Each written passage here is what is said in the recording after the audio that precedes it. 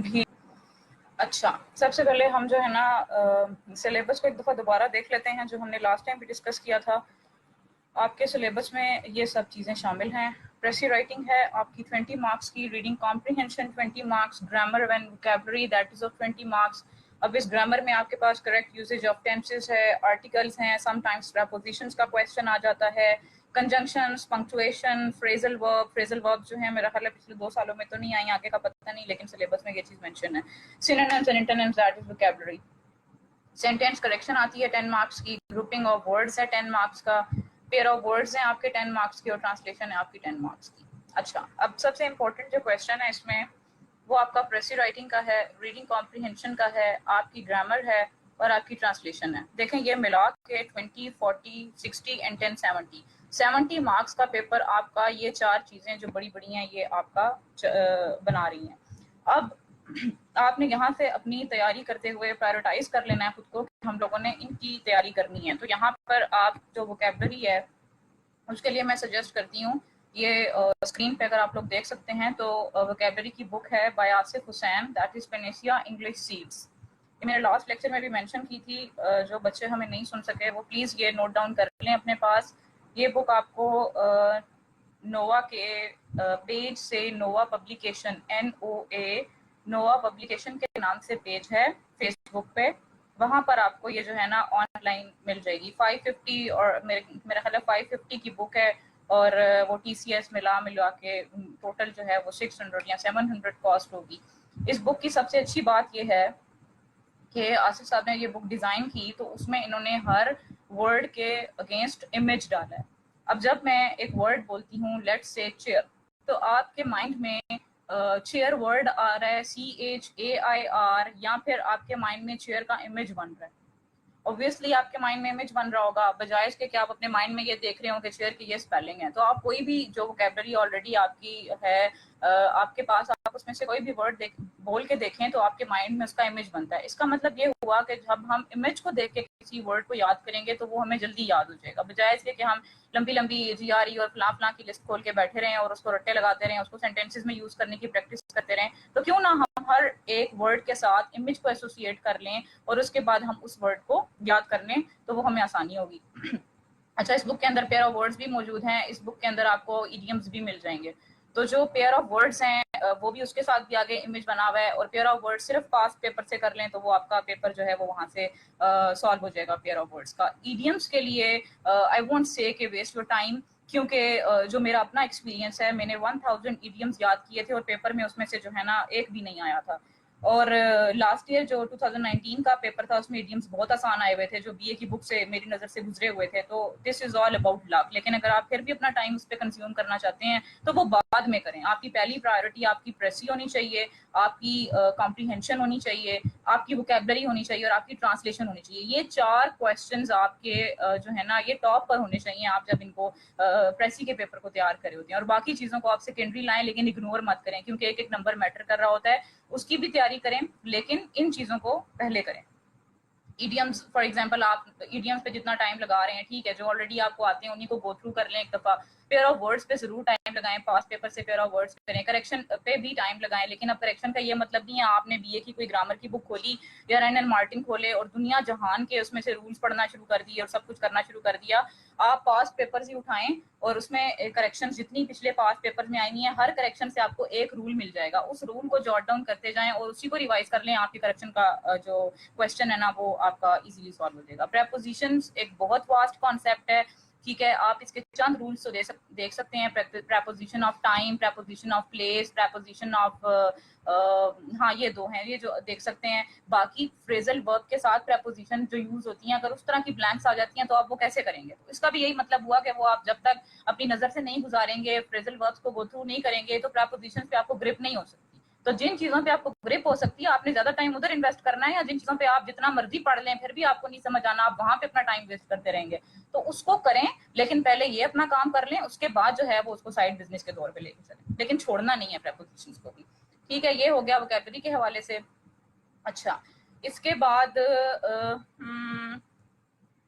Sentence correction मैंने आपको बता दिया, ग्रुपिंग ऑफ वर्ड्स पिछले साल नहीं आया हुआ था, उससे पिछले साल भी नहीं आया हुआ था, ये चेंज होके आता रहता है, एनोलॉजी वाला ये क्वेश्चन है। पेयर ऑफ वर्ड्स मैंने आपको बता दिए, और ट्रांसलेशन के लिए भी हमारा इंशाल्लाह ये अलग से लेक्चर होगा, हम उसमें डिस्कस करेंगे ट्रांसलेशन कैसे करनी है। आज हम प्रेसी को डिस्कस कर लेते हैं।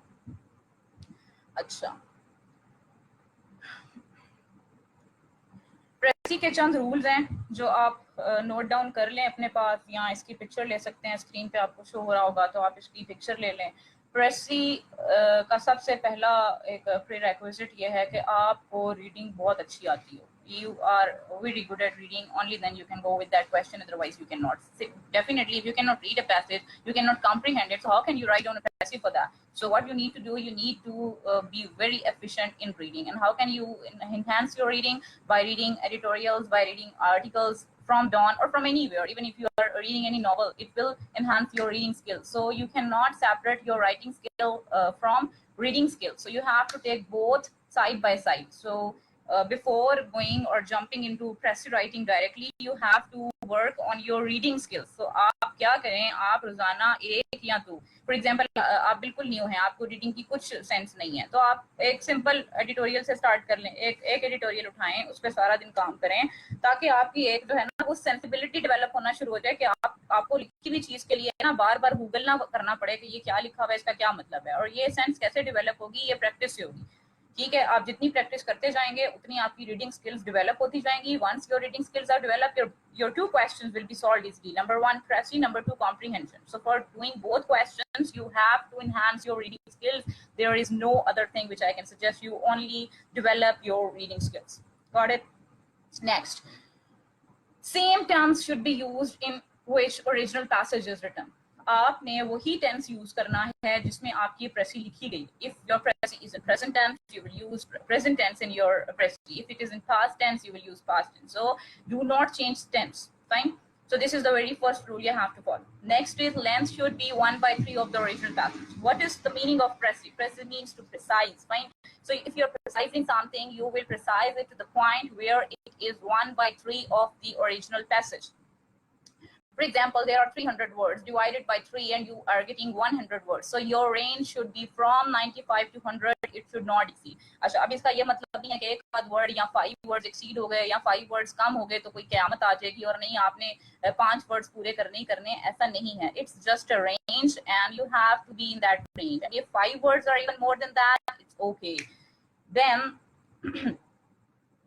start your pressy from the main idea of the passage. आपने जब पूरा पैसेज पढ़ लिया प्रेसी का, ठीक है, और आपको समझ कख भी ना आई तो दोबारा पढ़ लें। यही हो सकता है ना, क्योंकि जब तक समझ नहीं आएगी, आपको मेन आइडिया ही नहीं पता चलेगा तो आप प्रेसी कैसे लिख सकते हैं। तो मेन थिंग आपने क्या करनी है, आपने मेन आइडिया उठाना है कि पैसेज किस बारे में। ये ना हो ऑथर कुछ और कह रहा हो, राइटर कुछ और कह रहा हो और आप अपनी प्रेसी अपनी मर्जी से लिख रहे हो, और वो फिर जाहिर सी बात है उसमें से तो आपको कोई मार्क्स नहीं मिलेंगे, चाहे आपकी इंग्लिश बिल्कुल ठीक हो, उसमें कोई ग्रामर मिस्टेक नहीं है, उसमें कोई स्पेलिंग मिस्टेक्स नहीं है, but it won't be of any use if it is not matching with your original passage. So you have to start your precis from the main idea. Now main idea से आप start, आपको main idea का आपको पता चल गया, आपने passage पढ़ लिया, आपको पता चल गया पैसेज किस बारे में है, ठीक है। अब आपको ये मेन आइडिया जो है ना, it's not necessary that your precis will be giving you the main idea from the very start of the passage. It could be anywhere in the whole passage. It can be in the start, it can be the middle, it can be at the end. So you have to find out where the main idea is and you have to start your pressy writing from the main idea. आप main idea को लेकर चलेंगे, उसके बाद आपकी pressy जो है वो जब जैसे जैसे आप लिखते जाएंगे वो unfold होती जाएगी, वो उसी main idea को support कर रही होगी through different things, through examples कर रही होगी, through facts and figures कर रही होगी, through other things कर रही होगी। अब आपने उसमें से क्या omit करना है, क्या लिखना है, ये जो है ये आपको पता होना चाहिए। For example, हम आगे बात करते हैं क्या चीजें लिखनी है और क्या नहीं। It should be coherent. आपका हर सेंटेंस प्रेसी जब आप लिख रहे हैं तो आपका हर सेंटेंस नेक्स्ट सेंटेंस से लिंक करना चाहिए। ये नहीं आप पहली लाइन में नॉर्थ की बात कर रहे हैं और सेकंड लाइन में आप जाके जो है साउथ की बात करेंगे, 180 के एंगल पे चेंज आ गया, एकदम से आइडिया शिफ्ट हो गया, तो उसमें कोई कोहेरेंस नहीं है, कोई लिंक नहीं है, तो वो आपने इस तरह से नहीं करना। तो आपकी हर लाइन अगली लाइन से लिंक करनी चाहिए या हर अगली लाइन पिछली लाइन को ही आगे उस आइडिया को कंटिन्यू कर रहा हो, ठीक है। तो पूरी प्रेसी आपकी from start till and should be coherent. Remove all irrelevant information. For example, you have to omit your examples. You have to omit repeated ideas. Sometimes it happens that in the same passage, one idea is written in the very start of the passage, and then it is again written in the middle of the passage. So what you have to do, you have to omit the repeated ideas. You're not going to write them. For example, and examples as well. You will omit all examples. अच्छा, अब क्या facts भी examples में आते हैं? तो ऐसी बात नहीं है. You have to write on the facts, because जो फैक्ट्स हैं उसके बगैर आपकी प्रेसी इनकम्प्लीट हो जाएगी. फॉर एग्जांपल, पॉपुलेशन पे पैसेज है और पॉपुलेशन के अंदर आपको फैक्ट्स एंड फिगर्स दिए हुए हैं और आप कहते हैं जी फैक्ट्स एंड फिगर्स को मैं ओमिट कर दूं और प्रेसी लिखूं, तो ऐसा कुछ नहीं होने वाला. आपने एग्जांपल्स को ओमिट कर देना है और आपने फैक्ट्स को लिखना है. फैक्ट्स, अगर कोई फैक्ट आ गया है प्रेसी के अंदर तो you will mention in your precis as well. ठीक है जी, ओरिजिनल प्रेसी के अंदर अगर आता है. Write in indirect speech. Even if your précis is in direct speech, if a person or a writer is talking to some other person and it is written in your précis, so you will not write down that idea in first person pronoun or by using the word you. You will not use that. What will you do? You will use indirect speech. Fine. So this is very important thing. Your précis writing will be in indirect speech. Next.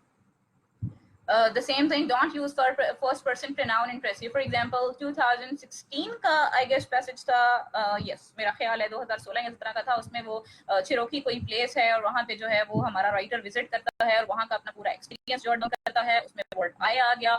Now what is the mistake the students usually do, that they have seen the word I in the passage and they are going to write that again in their précis as well. So you will not do that mistake at all. आपने क्या करना है, अगर for example कोई ऐसा passage आ जाता है जिसमें फर्स्ट पर्सन प्रोनाउन यूज हुआ है, तो आप क्या करेंगे, आप अपनी बात ही ऐसे स्टार्ट करेंगे, the writer says that. Author ना करें, writer is more suitable word. The writer says that और द राइटर सेड दैट. अब ये डिपेंड करता है कि प्रेजेंट में है, ओरिजिनल पैसेज प्रेजेंट में है, या ओरिजिनल पैसेज जो है वो आपका पास्ट में है. उसके अकॉर्डिंग चलेंगे. थर्ड पर्सन प्रोनाउन में उसको चेंज कर देंगे. ठीक है जी. फर्स्ट पर्सन प्रोनाउन हम नहीं यूज कर रहे हैं, हम आई नहीं यूज कर रहे हैं, हम वी नहीं यूज कर रहे हैं, यू भी नहीं यूज कर रहे. Don't form your own opinions. It's a very important point. Like, हम क्या करते हैं, जब हम कोई भी पैसेज पढ़ रहे होते हैं, कोई भी रीडिंग कर रहे होते हैं, तो बैक ऑफ द माइंड हमारे अपने ओपिनियंस भी चल रहे होते हैं. प्रेसी में आपका ओपिनियन नहीं मांगा गया. ठीक है, आप उस पैसेज के आइडियाज से अगर इख्तलाफ रखते हैं तो वो अपने पास ही रखेंगे. आप बिल्कुल उसको जो है वो अपने राइट अप में नहीं लिखेंगे कि जी ये बात ऐसे है और ये ऐसे हो सकती है. नो, आपने सिर्फ क्या करना है, जो गिवन पैसेज है उसको सिर्फ कंप्रेस करके 1/3 में लेकर आना है और आपने उसके बाद क्या करना है, अपने आइडियाज को बीच में बिल्कुल भी नहीं लिखना. So don't form your own opinions at all. Next, don't write contractions and abbreviations. अच्छा, ये जो चीजें हैं ना, कॉन्ट्रैक्शंस एंड एब्रिविएशंस, ये मैं अदरवाइज भी मना करती हूँ. मतलब आप प्रेसी के अलावा भी, for example you are writing the answer of the comprehension questions और you are writing an essay, don't write down contractions. For example you are writing don't, DON apostrophe and then T. Why are you writing this? Don't use contractions. Completely write down do not. Similarly, abbreviations का ये होता है कि अगर for example acronym use कर रहे हैं, abbreviation किसी वर्ड की यूज कर रहे हैं, तो पहली दफा उसको कंप्लीट लिखें. For example you are using the International Monetary Fund. आप अपने ऐसे में आपकी प्रेसी में फॉर एग्जांपल ये लिख रहे हैं. ठीक है, अब आपने IMF लिख दिया क्योंकि आप बोलते बहुत हैं, IMF सुनते बहुत हैं, तो आपने अपनी प्रेसी में भी IMF लिख दिया. आपने ऐसा नहीं करना. आपने करना क्या है, आपने फर्स्ट टाइम लिखा द इंटरनेशनल मॉनेटरी फंड, आपने ब्रैकेट डाली, ब्रैकेट के अंदर आपने IMF जो उसकी एब्रिविएशन है वो आपने लिख ली. उसके बाद अब आप कहीं भी पैसेज में एब्रिविएशन यूज कर सकते हैं, एक्रोनिम यूज कर सकते हैं, लेकिन फर्स्ट टाइम जो है ना आपने उसको पूरा लिखना है ताकि जो पढ़ने वाला है उसको तो पता चले IMF से क्या बनता है. अब आप खुद से सोच के बैठ जाएं जी पढ़ने वाले को पता है, नहीं पता भाई पढ़ने वाले को, उसको बताएं. अच्छा, उसके बाद फिर क्या है,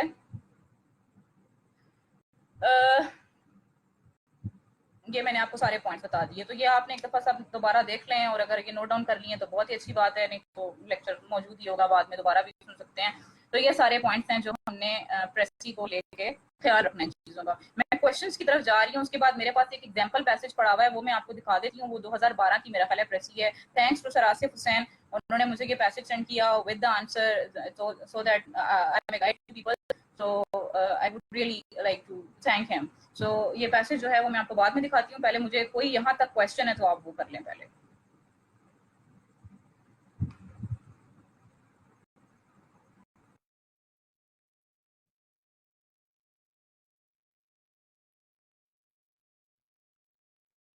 उसना अमीर थोड़ा सा स्लो बोले, अब तो हो गया, अब आप ऐसा करें दोबारा रुक रुक के सुन लीजिएगा. मैंने आज बहुत कोशिश की है कि मैं थोड़ा सा ऐसा बोलूँ, ये मेरा टेक्निकल फॉल्ट है और अभी ये बड़ी कम स्पीड में मैं बात कर रही हूँ, मैं बहुत तेज बोलती हूँ। Saif, I am so sorry बेटे।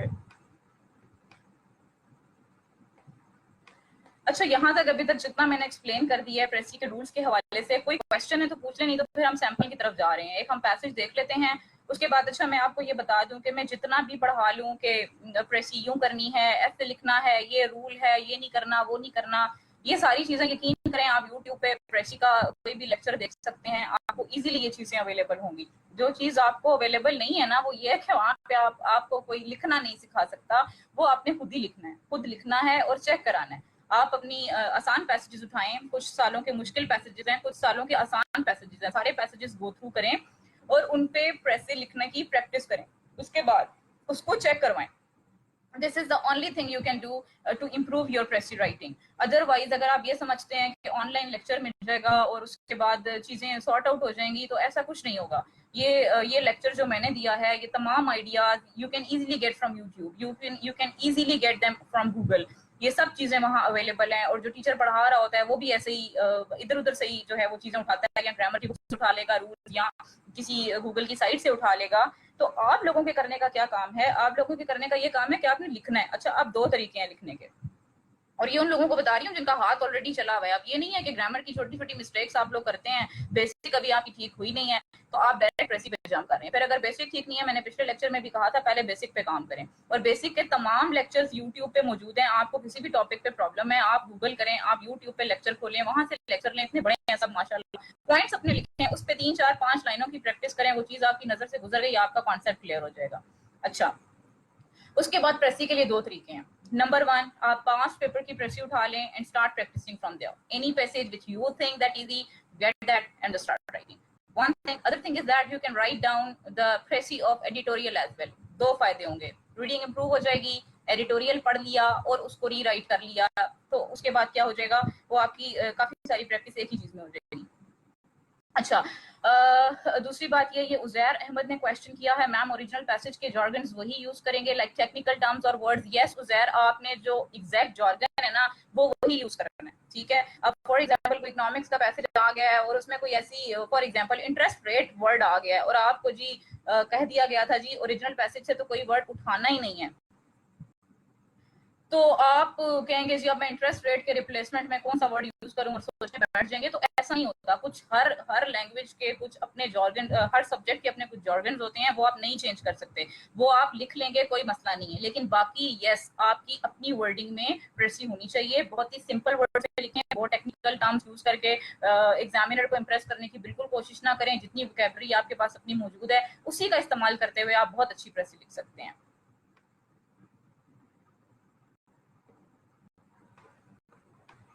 अच्छा, ये काफी लोग कह रहे हैं कि आवाज नहीं आ रही। प्लीज मुझे कोई एक बंदा, महमूदा प्लीज कमेंट कर दो, आवाज आ रही है कि नहीं आ रही। नेगेटिव पॉइंट एक्सप्रेशन को वीक बनाता है, ठीक हो गया। और पैसिव वॉइस में भी ना लिखें, एक्टिव वॉइस यूज करें। मेजॉरिटी लाइंस जो आपकी है ना वो एक्टिव वॉइस में होनी चाहिए। Okay, any other question you want to ask? Otherwise we're gonna see the solved example of 2012.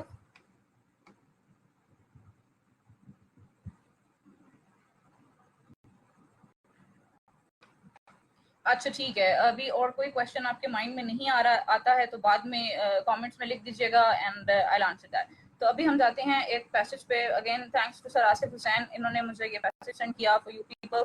He is not available to give you time but his student is here and this passage I have taken from him. अच्छा, one by one हम line को देखते जाते हैं और उसके बाद हम इसकी जो ये सवाल प्रेसी है बाय आसिफ हुसैन मेहदी, हम इसको देखते जाते हैं और फिर उसके बाद इसको देखने के बाद भी चीज़ें समझ आ जाती हैं आपको। तो उसके बाद आप एक पैसेज कोई सा उठा लें, 2013 का उठा लें, 14 का उठा लें, या कोई उठाएं, उस पर ट्राई करें लिखने के लिए, ठीक है। और उसके प्रीरेक्विजिट्स क्या हैं कि आपकी रीडिंग स्किल्स ऑलरेडी होनी चाहिए और आपको लिखना आना चाहिए। ये दो चीज़ें हैं तो आप प्रेसी पे जाएं। और अगर अल्लाह ना करे कोई बच्चा ऐसी स्टेज पे इस वक्त हो जिसको लिखना ही ना आता हो या जिसकी रीडिंग स्किल्स वीक हैं, तो पहले उन चीज़ों पे काम कर लें, अपनी रीडिंग स्किल्स को डेवलप कर लें, अपनी जो आपकी राइटिंग स्किल्स हैं, बेसिक राइटिंग स्किल्स लाइक जिसमें टेंसेस की गलती ना हो, जिसमें सेंटेंस स्ट्रक्चर की गलती ना हो, उन चीज़ों पे काम कर लें, देन कम टूवर्ड्स दिस। और बाकी जो ऑलरेडी इन चीज़ों में माशाल्लाह एक्सपर्ट हैं वो फिर जाएं प्रेसी की प्रैक्टिस के साथ। अच्छा, this is the passage of 2012 and the first line, it's all the passages further broken down into different lines, you can see on your screen. And एक दफ़ा मैं कमेंट्स में देख लूं सबको नज़र आ रहा है ये पैसेज। अच्छा, मुझे सिर्फ अभी जो मैंने पेज खोला था आपके सामने, मुझे सिर्फ कमेंट करके ये बता दें कि उसका जो फॉन्ट है वो सबको विजिबल है। Please write down complete font is visible so that I can move.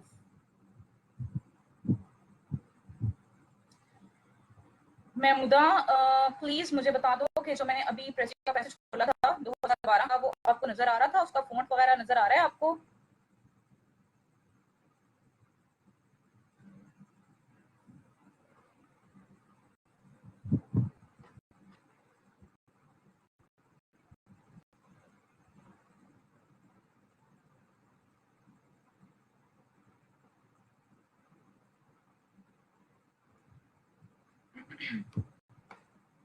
Okay, font is visible. Yes, thank you, Wakash. अब हम जाते हैं इस पे वापस। Okay, the first line is one of the most ominous and discreditable symptoms of the want of candor in present-day sociology is the deliberate neglect of the population question. इस पूरी line में एक ही आइडिया है और वो क्या है कि modern sociology neglects the problem of overpopulation. अब for example, जब हम सरासर के स्टूडेंट थे वो बड़े मजे से पढ़ाते थे और वो कहते थे कि अगर कुछ ऐसे वर्ड्स आ गए हैं जो आपको जिनके मीनिंग्स नहीं आते, तो इसका ये मतलब नहीं है कि आप परेशान हो जाएं। आप पूरी लाइन जब पढ़ते हैं तो इतनी सेंसिबिलिटी आ ही जाती है बंदे को कि वो बात क्या करना चाह रहा है। For example, the want of candor in present day sociology is, क्या है वो बात? The deliberate neglect of the population question. अब पीछे आपको कुछ नहीं भी समझ आया, सिम्टम्स हैं, omnious का मतलब क्या है, discreditable का मतलब क्या है, candor का मतलब क्या है, you have got the idea from the last line, that is present day sociology is the deliberate neglect of the population question. अब एक बच्चे ने जो मुझसे पूछा था कि मैम हम ओरिजिनल पैसेज से जो टेक्निकल टर्म्स हैं वो उठा सकते हैं, तो देखें अब सोशियोलॉजी को आप रिप्लेस करके क्या लिखेंगे? Obviously you want to replace it, so will write on the same word. हाँ, प्रेजेंट डे को मैंने रिप्लेस कर दिया मॉडर्न वर्ड से, और इसको मैंने पूरी जो इतनी बड़ी सी लाइन थी उसको मैंने स्क्वीज करके क्या लिखा? Modern sociology neglects the problem of over population. अब अगली 3-4 जो लंबी लंबी लाइनें हैं हम वो देखते हैं वो कैसे एक लाइन में जो है वो प्रिसाइज होती है। It is or should be transparently clear that if the state is resolved on humanitarian grounds to inhibit the operation of natural selection, some rational regulation of population both as regards quantity and quality is imperatively necessary. Now, if you read these whole lines for 2 or 3 times, now I don't know how to make you understand what you're reading. So this is, you have to practice. Like आप 3 से 4 दफा एक चीज को पढ़ते हैं तो आपको थोड़ी सी सेंस आ जाती है कि वो क्या आपको राइटर जो है वो क्या बोल रहा है। So similarly over here it is or should be transparently clear that if the state is resolved on humanitarian grounds to inhibit the operation of natural selection, some rational regulation of population क्या है? That is control of population both as regards quantity and quality is imperatively necessary. But quantity and quality both को देखते हुए हमने क्या कहा कि the government should address the issue comprehensively. ठीक है, एक ही लाइन में आपने पूरा ऊपर जितना वो 3-4 बातें की हुई थी वो पूरी हो गई। क्या कि आपको जो है वो गवर्नमेंट को क्या करना चाहिए? इस इशू को एड्रेस करना चाहिए comprehensively in the terms of quality as well and quantity as well. Regulation of population in terms of quality and quantity. Next, there is no self-acting adjustment apart from starvation. ठीक है, self acting adjustment नहीं है, कोई भी खुद से जो है पॉपुलेशन कंट्रोल नहीं हो रही है अपार्ट फ्रॉम, अब आगे आपको दी हुई है रीजंस के, इन वजूहात के अलावा जो है वो सेल्फ एक्टिंग एडजस्टमेंट नहीं है, वो गवर्नमेंट ने ही करनी है। वो apart from starvation of numbers to means of subsistence, if all natural checks are removed, a population in advance of the optimum number will be produced and maintained at the cost of a reduction in the standard of living. अब पिछली ही line के साथ the government should address the issue comprehensively, क्यों उस चीज को देखने की जरूरत है, उसकी रीजन आगे सारी दी हुई है कि सेल्फ एक्टिंग एडजस्टमेंट तो हो ही नहीं सकती है apart from these all reasons. तो वो देखना ही देखना है ताकि जो है वो हमारी जो पॉपुलेशन है वो कंट्रोल हो सके और जो लिविंग स्टैंडर्ड है वो भी इंक्रीज हो सके, because uncontrolled population decreases living standard. अच्छा,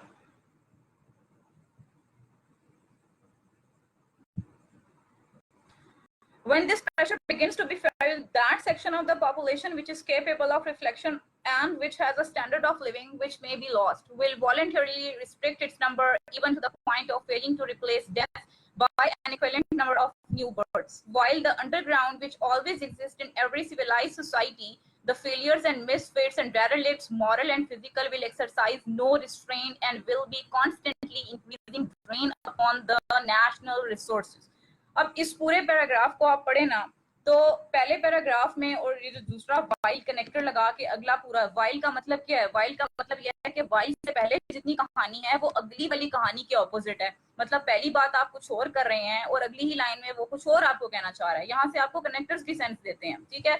When this pressure begins to be felt, the section of the population which is capable of reflection and which has a standard of living, ठीक है, which may be lost will voluntarily restrict its number। तो अब वहां पे बात आ गई कि जो लोग स्टैंडर्ड ऑफ लिविंग पे कॉम्प्रोमाइज नहीं कर सकते वो तो पॉपुलेशन कंट्रोल की तरफ जाएंगे, लेकिन अगली लाइन में वो क्या कहता है, जो अंडरवर्ल्ड की बात आ गई है, which always exists in every civilized society, ठीक है, वो जो है वो इस तरफ नहीं जाएंगे। अब इन दो चीजों को कंप्रेस करके क्या लाइन है, in this situation responsible people will try to tackle this problem but the irresponsible ones do vice versa, वो उसके ऑपोजिट करेंगे। तो सिंपल दो लाइनों में जो बात की गई तो इतनी सारी वर्डिंग यूज हो गई, वहां से आपने सिर्फ सेंस उठा ली, आपको आइडिया हो गया कि पहली लाइन में जो है वो जो लोग लिविंग स्टैंडर्ड पे कंप्रोमाइज नहीं कर सकते हैं वो जो है वो पॉपुलेशन कंट्रोल के बारे में सोचेंगे। जो अंडरवर्ल्ड के लोग हैं, जिस तरह के लोग हैं, जो every society, in every society they exist, they won't think about that due to different their own vested interest, fine, so they will do the opposite। so वो पूरी बात कंप्रेस करके यहाँ पे लिख दी गई, in this situation responsible people will try to tackle this problem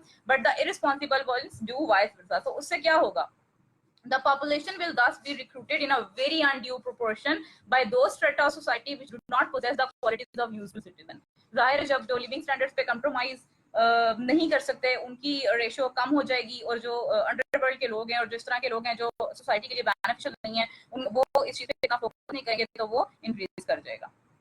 अच्छा, idea यहाँ पे रिपीट हुआ, इसको हमने ओमिट कर दिया क्योंकि हमें इसकी जरूरत नहीं है। हमने ऑलरेडी बता दिया कि जो है गवर्नमेंट को कंट्रोल करने की जरूरत है। कंट्रोल करने की जरूरत क्यों है? क्योंकि जो है रिस्पॉन्सिबल पीपल हैं वो try to tackle the problem by themselves but the responsible one do vice versa. So इस वजह से गवर्नमेंट को जो है वो जरूरत है पॉपुलेशन को कंट्रोल करने की।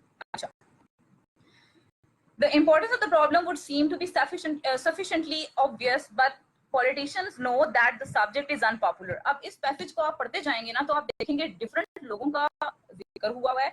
हर जो एक ग्रुप ऑफ पीपल है उसका अपना इंटरेस्ट शामिल है कि वो इस मसले की तरफ ना क्यों नहीं आता। Why? The importance of the problem would seem to be sufficiently obvious, but अब but के बाद अगली बात नहीं क्या आ रही है, वो जो पिछली लाइन है उसको निगेट करेगी, यानी उसके ऑपोजिट होगी। But politicians know that the subject is unpopular, the unborn would have no votes, more population, more people 18 plus and more votes, so politicians are least interested in this thing। employers like a surplus of labor, जितनी labour ज्यादा होती है उतनी वो जो, अगर किसी ने इकोनॉमिक्स पढ़ी है तो आपकी लेबर ज्यादा होगी तो उसकी जो आप वेज देते हैं वो कम होगी और फिर क्या होगा, एम्प्लॉयर्स को फायदा होगा। So if there is a surplus of labour so employers को फायदा हो रहा है, which can be drawn upon when trade is good. अच्छा, अब सरप्लस ऑफ लेबर कैसे आएगी? ऑब्वियसली पॉपुलेशन इंक्रीज से आएगी। Militarists want as much food for powder as they can get. Food for powder means, यानी जाहिर सी बात है जो हमारे फौजी हैं उन्हें भी आगे जंग करने के लिए ह्यूमन रिसोर्स की जरूरत है, और वो कहाँ से आएगा? Obviously that will be from the population increase.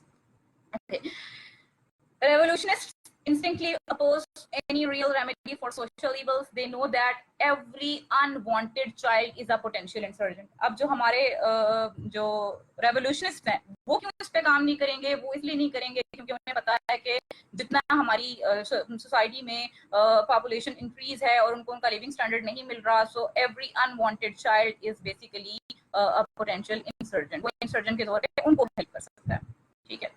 अब all three can appeal to a quasi-relation prejudice resting apparently on the ancient theory of natural rights, which were supposed to include the right of unlimited procreation. This object is now chiefly urged by celibate और childless priests. अब देखिए यहाँ पे जो और का word आ गया है, अगर आपको celibate का मतलब नहीं भी पता तो आगे childless priests आ गए, तो यहाँ पे कनेक्टर का लिंक निकालें, जहां जहां कनेक्टर्स यूज हुए हैं इस तरह के, वहां पर अगर आपको एक वर्ड का मीनिंग समझ नहीं आ रहा और तो उस पर परेशान मत हो, go on to the next one, might भी आपको अगले का मीनिंग आता हो, तो इस तरह से कनेक्टर्स को लिंक करें.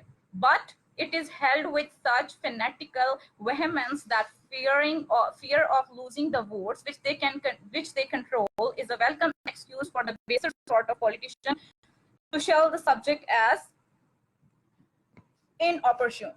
अब ये पूरी कहानी जितनी ऊपर दी हुई थी ना, उसको सम अप कैसे किया है कि हमने ये देखा कि हर बंदे की, हर ग्रुप ऑफ पीपल के आगे उन्होंने रीजन दे दी कि वो क्यों चाहते हैं कि पॉपुलेशन कंट्रोल की तरफ अटेंशन ना जाए. तो उसको हमने सम अप कर दिया कि over population is a serious problem, but यानी पहली लाइन को हमने कंप्रेस किया और वहां पे हमने वो लाइन लिखी. उसके बाद हमने अब आगे पूरे पैसेज में जितनी भी कहानियां लिखी हुई हैं उसमें मेन मकसद यही था कि ये जो जितने हाईलाइटेड आप देख रहे हैं, ये सारे जो ग्रुप ऑफ पीपल हैं, इनके अपने वेस्टेड इंटरेस्ट थे जिनकी वजह से ये इस तरफ नहीं जाना चाहते. तो आप उसको सारे को पूरी आगे उनकी जितनी फर्दर एक्सटेंशन है, एक्सप्लेनेशन है, उसको ओमिट करेंगे और जस्ट वो वर्ड आप लिख के अपना मीनिंग कन्वे कर देंगे. That is over population is a serious problem, but politicians, employ, militarist and religionist except childless priest do not want to decrease population for their vested interest. ठीक है, वो हमने पूरी कहानी जो है वो इन दो लाइनों में बयान कर दी. Next, the socialist calculation is probably erroneous. For experience has shown that it is aspiration, not desperation, that makes revolutions. Revolutionists also consider that only multitudes can bring revolution, which is wrong. अच्छा, जितना मतलब आपकी population ज्यादा होगी, unwanted child ज्यादा होंगे, उतने ही वो जो है, जो हर अनवांटेड चाइल्ड होता है सोसाइटी में, वो इंसर्जेंट बनेगा और इस तरह से रेवोल्यूशन आएगी. लेकिन ऐसा नहीं है. A few ambitious people are sufficient to do so. यानी आप पॉपुलेशन पे ऐसा आपका एक चेक हो कि लिविंग स्टैंडर्ड अच्छा हो और जितने लोग हैं वो ambitious हों, तो they will bring the change in the society revolutionists won't bring. So this is all about the passage. अच्छा, ये पूरी प्रेसिस की आगे डिटेल में मौजूद है, जो हमने वन बाय वन लाइन लिखी थी, उसकी फर्दर उसको हमने जॉट डाउन किया था, वो पूरी यहाँ पे ज्वाइन करके प्रेसी बना दी गई है. Modern sociology neglects the problem of over population. The government should address the issue comprehensively because uncontrolled population decreases living standard. In this situation, responsible people try to tackle this problem, but the irresponsible ones do vice versa. Overpopulation is a serious problem, but politicians, employers, militaries, religionists, except childless priests do not want to decrease population for their vested interest. Revolutionists also consider that only multitude can cause revolutions, which is wrong. Few ambitious people are sufficient to bring change. So ये पूरा आपकी प्रेसी है, उस ऊपर जो सारा हमने अभी कहानी देखी. अब टाइटल पे आ जाएं. टाइटल को बनाने के लिए आपने इसकी जो माइनर एस्पेक्ट्स हैं आपके पैसेज के, वो आपने देखे. क्या ये थे, पॉपुलेशन कोई बहुत बड़ा मसला है, overpopulation and states responsibility, the supporters of population increase. अच्छा, एक मिस हो गया. Two attitudes about over population, the basis of revolution. यहाँ आप मेजर करंट पे बात करें और ये सोचें कि ऊपर वाले जितने टॉपिक्स हैं वो आपके किसी एक एरिया को कवर कर रहे हैं. अब आपने तो ओवरऑल पूरे पैसेज का टॉपिक डिसाइड करना है और वो कोई ऐसा अम्ब्रेला इफेक्ट होनी चाहिए जिसमें आपका पूरा जितने पूरे पैसेज में बात की गई है ना वो कवर हो जाए. Why did the writer write these lines? What does he want to convey? अच्छा, अब उसने वो जो मेन क्रक्स था पैसेज का वो आपने वहां से निकाला. आपने अपनी ओपिनियन को बीच में नहीं कहीं भी आने देना और आपने वहां से देखते हुए ये सोचना है टाइटल के लिए इस पूरे पैसेज में कहाँ क्या गया है. वहां से आप मेन आइडिया निकालेंगे और वहां से आपका टाइटल बनेगा. For example, the writer tries to establish his stance that overpopulation is a problem to be resolved. He also tries to argue that the people who favor population are at fault. ये हमने वहां से idea निकाल लिया. उसके बाद title हमारे पास आ जाता है overpopulation and issue to be resolve, population increase, realities and misconception. तो यहाँ बाकी आप जब आप एग्जाम में बैठेंगे और प्रेसी कर रहे होंगे तो उस वक्त आपको बहुत सारी आमद होगी, जो आपको सही आमद लगती है वहां पे आप वो कर देंगे. अच्छा, अब ये पूरा पैसेज जो मैंने आपको एक्सप्लेन किया कि ये लाइन इसमें ये कह रहा है, ये वर्ड अगर आप छोड़ भी दें तो फर्क नहीं पड़ता, इस पूरी लाइन को ओमिट कर दें क्योंकि इसकी जरूरत नहीं है, और ये सारे को आप इस तरह कंप्रेस करके लिख दें, ये वो. यहाँ से आपको आइडिया तो हो गया होगा लेकिन जब तक आप खुद प्रैक्टिस नहीं करेंगे ना, तो उस वक्त तक इस पूरी कहानी का कोई फायदा नहीं है, क्योंकि ये पूरी कहानी आपको ना यूट्यूब पे भी मिल जाएगी, आप गूगल करेंगे आपको वहां से मिल जाएगी, and you can get this from anywhere, lecture आपको कहीं से भी मिल जाएगा, ठीक है। लेकिन जब तक आप इसको खुद नहीं करेंगे, खुद आप रिटन प्रैक्टिस नहीं करेंगे, तो आपको ये कुछ समझ नहीं आने वाला। If I share my experience with you, the same Prezi, when I was sitting in Saras's class and he was teaching us how to write on Prezi and he was telling all these things. At that time I was totally blank, मुझे कुछ समझ नहीं आ रहा था कि ये मैं कैसे करूंगी, ये तो सर ने बड़े मजे से हलवा बना के हमें दे दिया है, but if I start writing, so I won't be able to jot down my points in that way, so how would I do it? यकीन करें, डेली की प्रैक्टिस होती थी, डेली मैं टीचर से चेक करवाती थी, और उसके बाद कई दफा, एक दफा मुझे अपना पैसेज याद है, उसमें पूरा एक रेड बड़ा सा क्रॉस था जब मैंने फर्स्ट टाइम प्रेसी लिखी थी। slowly improvement आई थी। So this is the thing which I want to say to all people who are listening to me, that only thing which can help you is the written practice and get it checked by a good English teacher.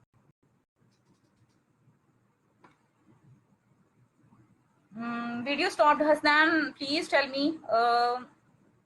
अब तो खैर वो video की जरूरत ही नहीं है। Can you hear me? आपको आवाज आ रही है?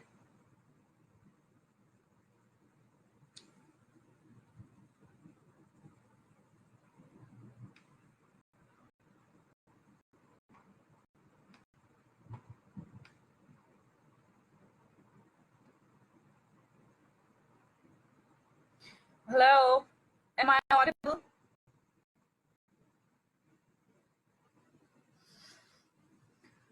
There is no response, and I don't know if I am audible or not. Okay. I am audible. Okay, fine. So this was all I showed you the passage, और मेरा point सारा वो explain करने का मकसद सिर्फ ये था कि आप लोग रिटन प्रैक्टिस करें। अच्छा, रिटन प्रैक्टिस कौन लोग करें? जिनकी ऑलरेडी रीडिंग हैबिट है या जिनकी ऑलरेडी रीडिंग स्किल डेवलप हो चुकी है। देखें बच्चे, आप रीडिंग स्किल को राइटिंग स्किल से कैसे सेपरेट कर सकते हैं? इंग्लिश लैंग्वेज में 4 स्किल्स हैं, रीडिंग स्किल है, राइटिंग स्किल है, स्पीकिंग स्किल है, और आपकी लिसनिंग स्किल है। स्पीकिंग और लिसनिंग को हम इसलिए इग्नोर कर देते हैं कि ये सीएसएस का पेपर है, आपने बोलना नहीं है, आपने सुनना नहीं है, आपने सिर्फ लिखना है, ये लिखाई का एग्जाम है, सिर्फ लिखना आना चाहिए। लेकिन हम जब लैंग्वेज की बात करते हैं ना, तो हम उन 3 स्किल्स को इग्नोर करके एक स्किल उठा के उस पर काम नहीं कर सकते।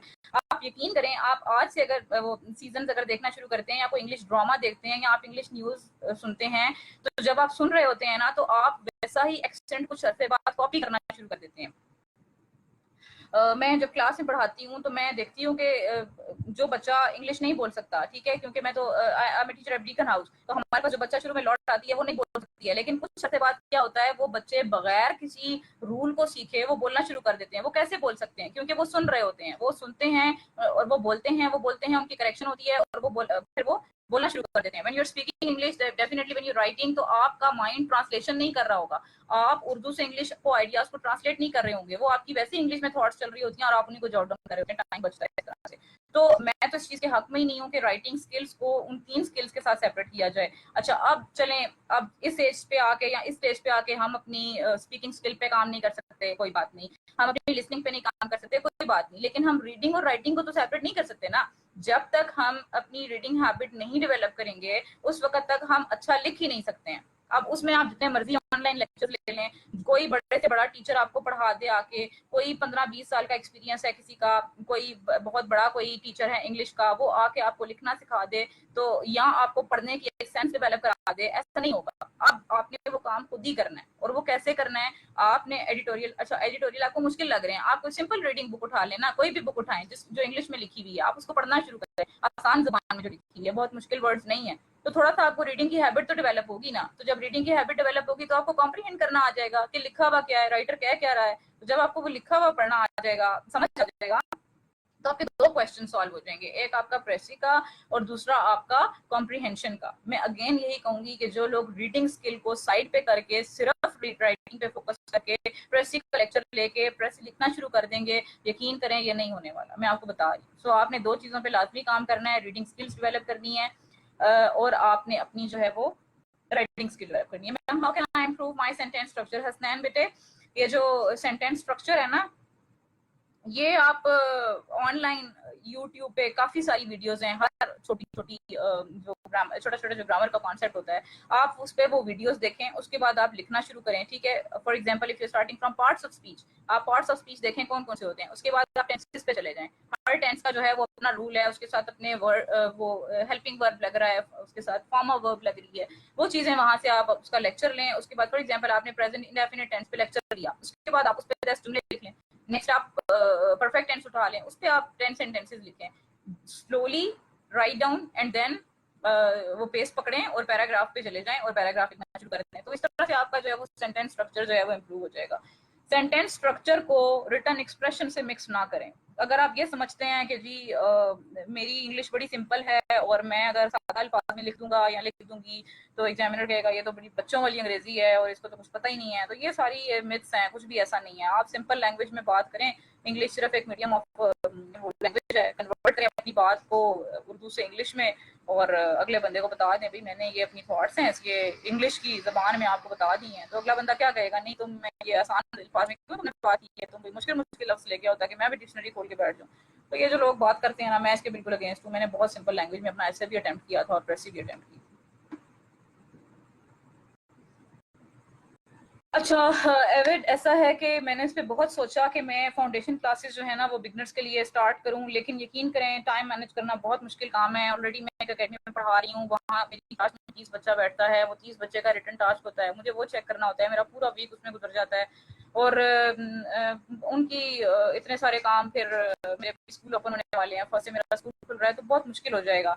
ये मैं आपके लिए कर सकती हूँ कि कोई साइट्स में आपको जो है ना वो ढूंढ के अच्छी अच्छी दे देती हूँ, जहाँ से आपको इंग्लिश का अच्छा खासा मटेरियल मिल जाएगा, ऑनलाइन लेक्चर्स मिल जाएंगे, आप वो लेक्चर्स वहाँ से लें और अपनी बेसिक इंग्लिश को वहाँ से ठीक करें। यकीन करें ये जो फाउंडेशन क्लासेस है ना, इनके तमाम तर लेक्चर्स यूट्यूब पे मौजूद हैं। मतलब एक बंदा यहाँ पे पढ़ाया, सिर्फ 18 बच्चे मेरे सामने हैं इस वक्त जो इस वीडियो को सुन रहे हैं या इस सेशन को ले रहे हैं, और उसके बाद फिर आधा घंटा 1 घंटा लगा के मैं उसको पढ़ाऊँ, तो उससे बेहतर नहीं है कि इंडिविजुअल जिसको ज़रूरत है वो गूगल करे, वहाँ से निकाले वीडियो और वो देखे और अपना कॉन्सेप्ट क्लियर करे। Jawad how to become active reader ma'am, simple reading से स्टार्ट करें, ठीक है, बिल्कुल बेसिक जो आसान स्टोरी बुक्स होती हैं वहां से स्टार्ट करें। अब ये तो आपको पता है ना कि आप कहाँ लाई कर रहे हैं, आप कहाँ स्टैंड कर रहे हैं। जब आपकी रीडिंग बहुत वीक है या आप एक एवरेज रीडर हैं, अभी आपको एडिटोरियल्स पढ़ने की जरूरत है या अभी आपको बेसिक रीडिंग की जरूरत है, बेसिक रीडिंग में फिर आप स्टोरी बुक्स उठा लें। मैं तो यहाँ से कहूँगी आपको कि आप उठाएं, वहाँ पे इजी लैंग्वेज लिखी होती है। एक दफ़ा आपकी रीडिंग हैबिट डेवलप हो जाएगी तो उसके बाद फिर आप नॉवेल्स पढ़ें, नॉवेल्स पढ़ने के बाद आप ये एडिटोरियल्स पढ़ें। और ये कोई 1 दिन का या 1 महीने का टास्क नहीं है। ये जिसको लगता है ना कि मेरी इंग्लिश वीक है, वो पहले सिर्फ 3-4 महीने या 6 महीने अपनी इंग्लिश पे काम करे। तो ये ओवर नाइट चीज़ें ठीक नहीं होती हैं, ये कंटिन्यूस एफर्ट की ज़रूरत है।